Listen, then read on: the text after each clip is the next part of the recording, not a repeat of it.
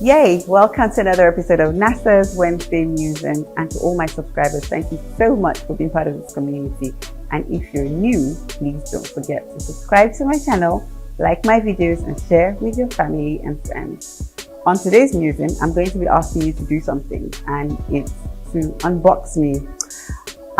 This is on the back of a conversation I had recently with a friend, and it actually had to do with one of the episodes I recorded. The poster or the flyer for that episode had me in an interestingly nice backless dress, and I remember this person saying, "Oh wow, I didn't know you could sort of wear that kind of dress." And I thought, why not? Like, what are you talking about? You know, I think he'd had this impression of me being more the professional, always clad in like something more formal, work-wise, professional type of setting.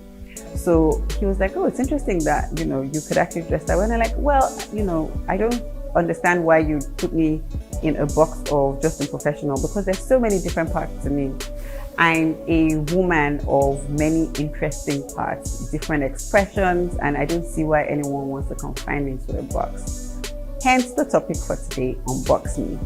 I find that society tries to put us in boxes of different personas, which is necessarily a bad thing, right? I was having a conversation recently with someone, and we were talking about God, and the question another person had asked was, how is it that God is able to sort of understand us, like the over 700 billion people on earth? How does he understand us? And my friend gave this very, very interesting analogy or description. And she said, imagine God as this huge entity, and the different parts of this entity, like very tiny microcosms. So we are like those different parts, and each part is an expression of God. So the language I speak, the way I behave, whatever, they're all different expressions. So he feels everything, right? And so I sort of liken myself, because I'm made in God's image and likeness, right? So I'm also an entity within a bigger entity with different expressions. So how is it that you want to confine me into one way of being or expressing? I'll share a story. When I was working once, I remember my boss had said that I giggled too much and that people won't take me seriously. And at that point, it was a very impressionable time in my career. And I started to think, oh, maybe I have to act a certain type of way so that people take me more seriously.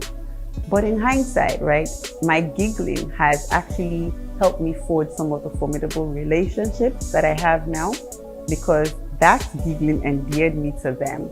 I'm not saying that I giggle all the time, but I also don't want to be different because society or people expect me to be a certain type of way or act a certain type of way and put me in a box. Please don't box me, unbox me. That's the message today.